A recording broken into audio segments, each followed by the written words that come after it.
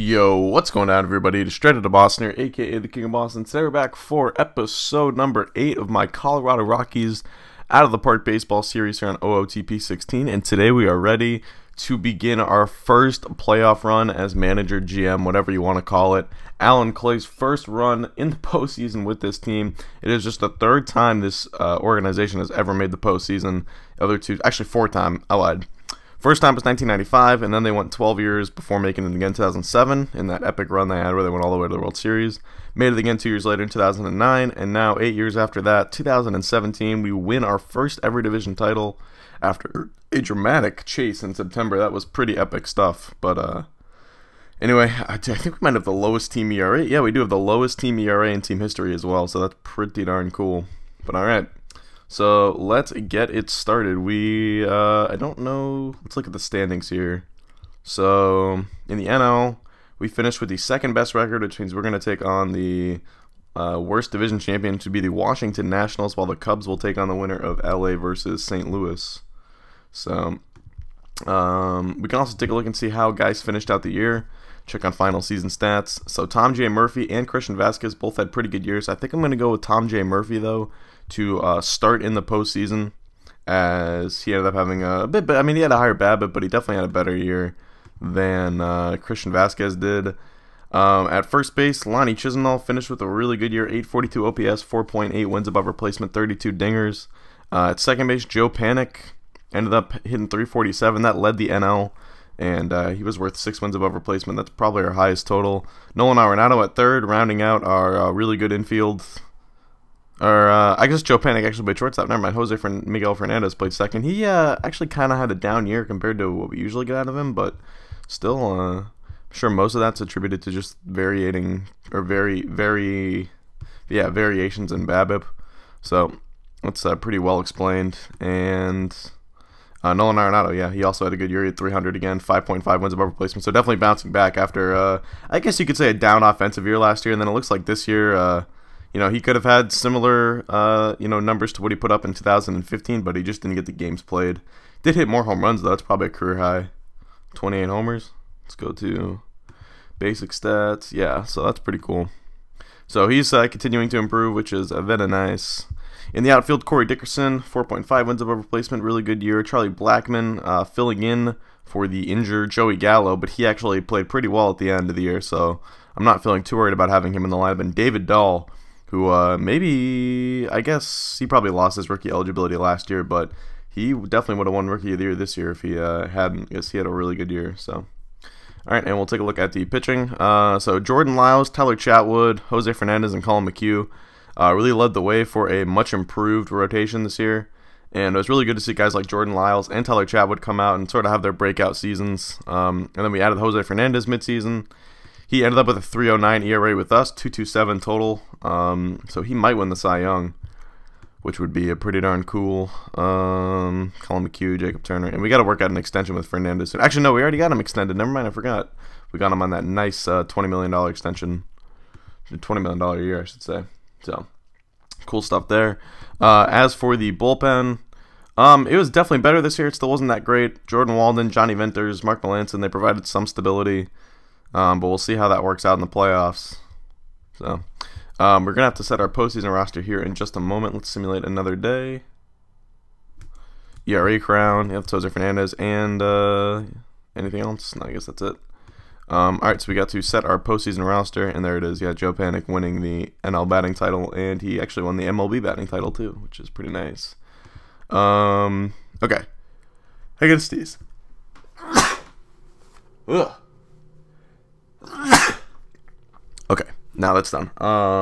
Let's see. All right, so we're gonna bump Turner from the playoff rotation, and we might bump him from the entire playoff roster. I think we'll keep Mutz, Bonilla.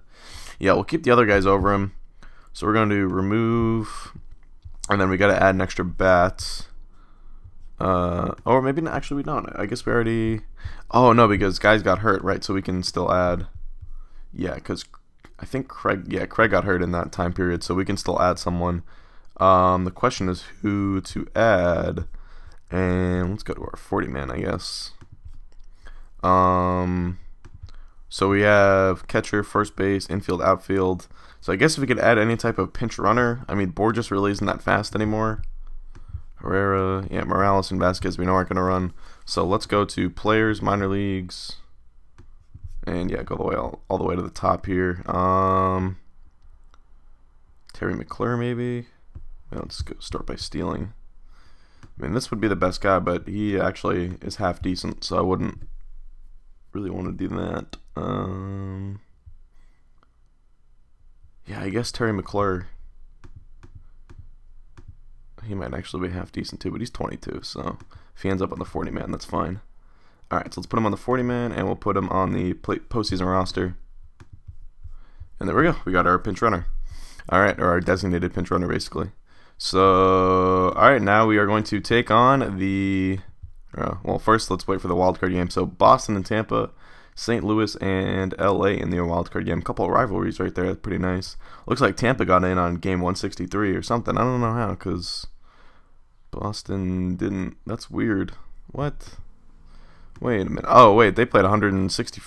No, wait. What? Whoa. Why did Tampa play an extra game? Oh, because they lost the division. Oh, okay. Interesting. Interesting. Alright, so Boston wins and St. Louis wins. So we're taking on Washington. So let's take a look at their team.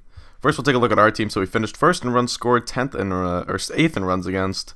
And we're going to be missing Gallo, Duffy, and Craig. Sort by WAR. So our best players, Panic, Dahl, a couple of young guys there. That's nice.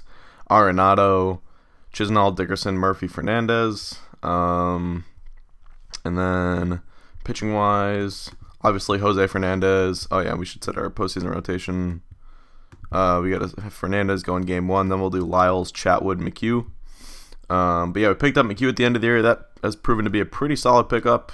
He hasn't been great for us, but still, he's been overall pretty darn solid. Chatwood, Lyles, Fernandez. All right. And let's take a look at this Washington team. Do the same thing. Team home screen. So they were 8th in runs scored and 6th in runs against. So an 89-win team, but their run differential was exactly 500. So they definitely outperformed their run differential, which means this might be a bit of a weaker team than we might suspect. Still, though, this pitching staff is going to be really tough. Strasburg, Scherzer, and Zimmerman. That's going to be a test to our offense. We'll see how good we really are. But their offense does not look like it's actually that good. Slade Heathcock, Vasquez, Rendon, Zimmerman. I mean, I see some good names in there, but, I mean, they have Hawk Julie starting for them, so... How good can they really be? Joe Ross. They got a pretty solid bullpen, though. Evan Marshall, Drew Storen, Antonio Bastardo, Joe Ross, Sergio Romo, Junichi Tozawa. Let's go sort by, let's do batting stats. WAR. So Rendon, Ryan Rua led. Ooh, okay, so Rua's turning into a solid player. Zimmerman. Yeah, their offense doesn't seem like it's that good. They didn't have any everyday player even have over a 770 OPS. They do have Jimmy Paredes, though. Pitching-wise, though, yeah, this is where their team strength lies. Strasburg, Scherzer, and Zimmerman. Even though Scherzer and Zimmerman kind of had down years, I still would fear them in a postseason matchup. So, all right, that is pretty much the, I guess, the scouting report sort of on that team, and let's get into it. All right, so Steven Strasburg versus Jose Fernandez in Game 1. And, yeah, we're good with all these guys. Yeah, this is going to be our lineup, so let's see what it can do against Steven Strasburg. Our first postseason appearance in this series, and the first for the team in over, or almost, 8 years now. So, all right, let's see how it goes. So Fernandez versus Strasburg, scoreless through 2 early. We're in Colorado here, and there we go. 2 runs in the 4th off of Strasburg, so now Fernandez has got 7 strikeouts through 4 innings. Jesus. Oh, but he runs into some trouble in the 5th. Strasburg also has 7 strikeouts through 4. So both pitchers pitching pretty well. All right, Fernandez at 87 pitches.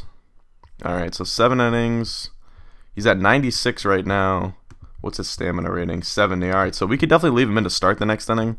And he's not due up in the batting order, so we'll probably do that. Joe Ross is now in for the Nationals. Let's go till runners in scoring position. All right, so a 1-out double from Nolan Arenado.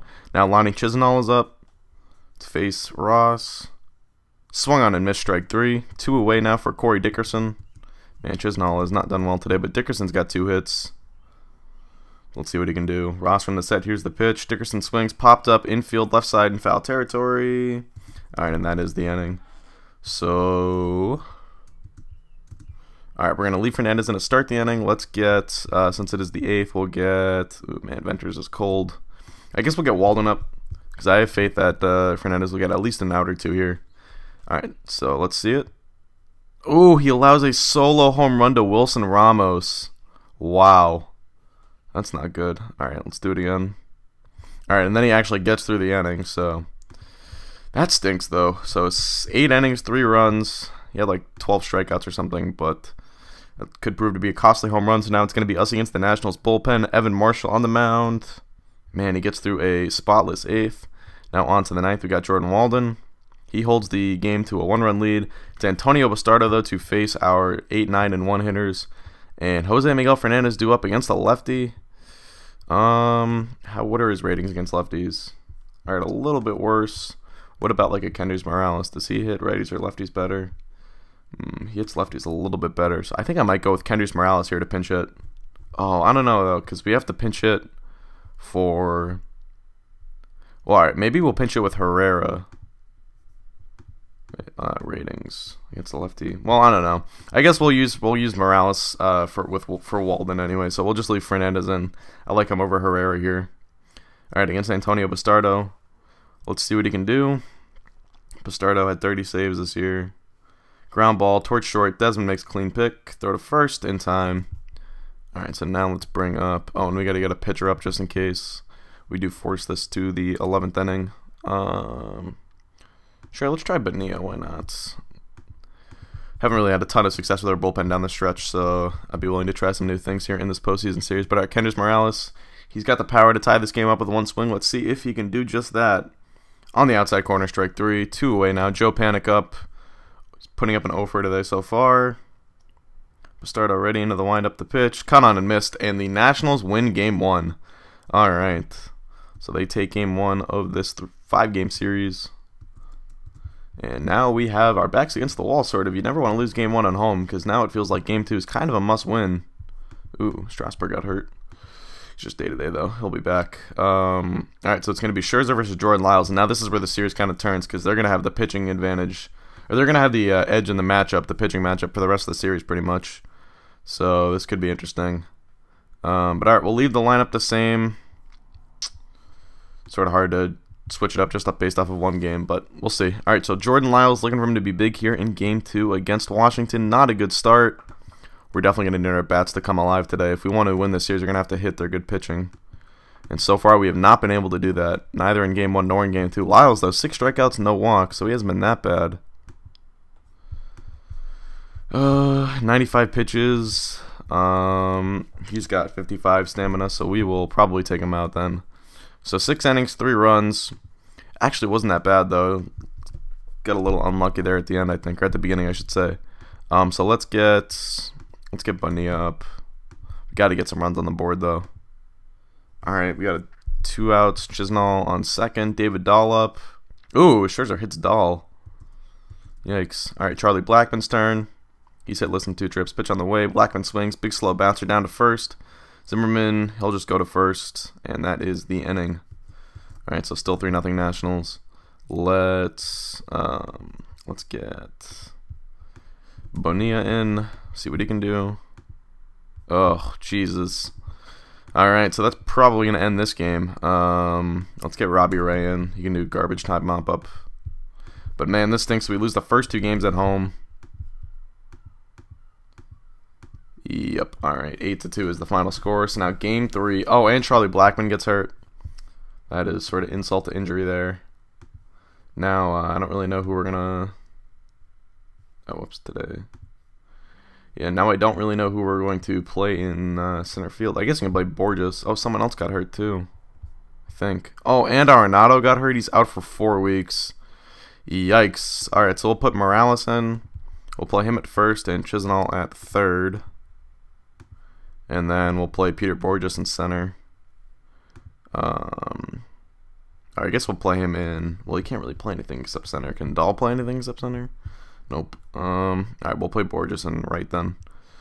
And we'll move him to 8th in the lineup. We'll move Murphy up to 6th. Dahl, Dickerson. Let's move Dahl up to the leadoff spot. And we'll leave Morales in the 2-hole.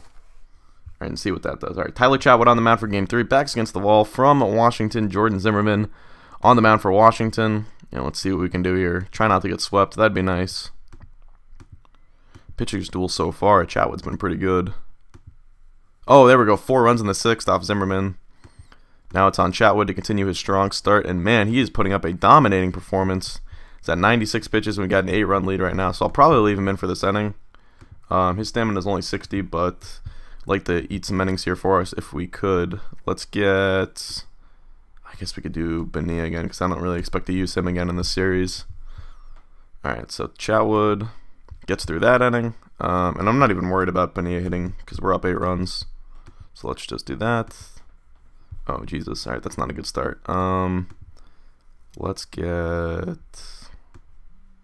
Mutz up just in case. Alright, Bonilla's not off to a good start though. Here's Hak-Ju Lee.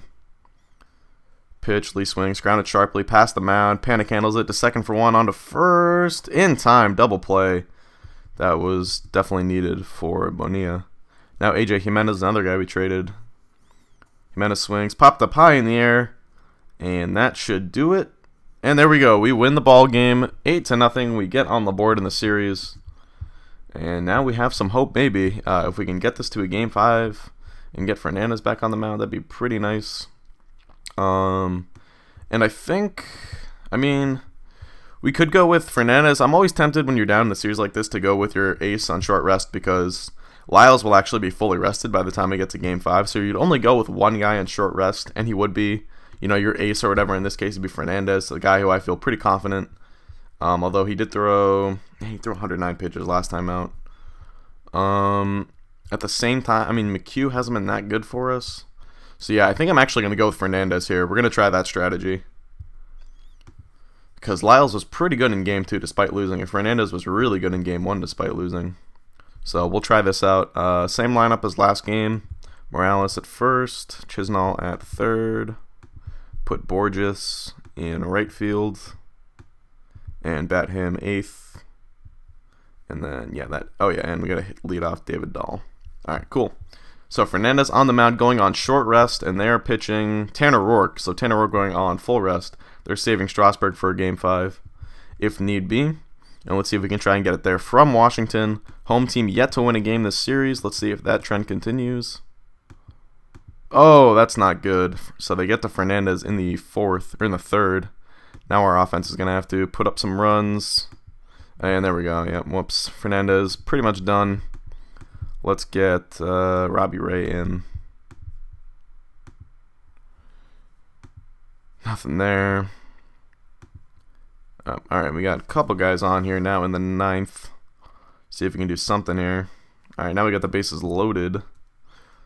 We're going to get someone up in the bullpen because Robbie Ray's due up. Let's get Walden up.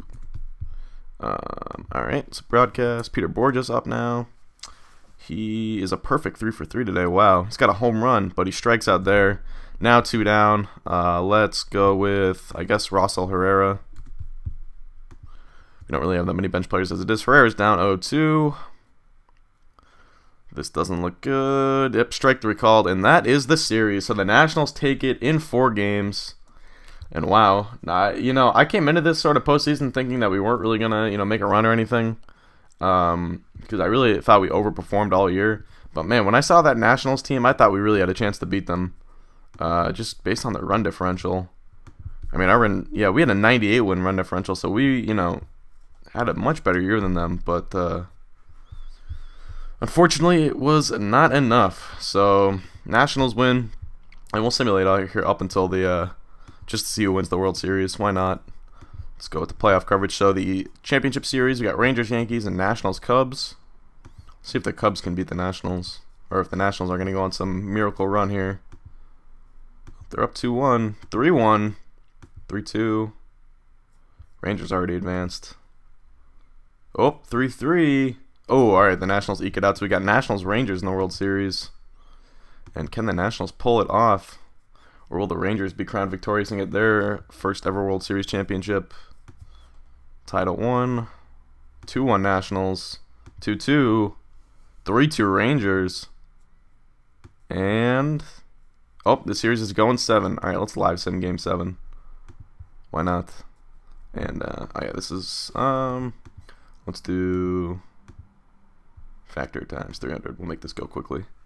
All right, 0-0. Still, ooh, Texas scores. Kind of wish this would go faster, but whatever. Still 1-0. 3-0 now, Texas.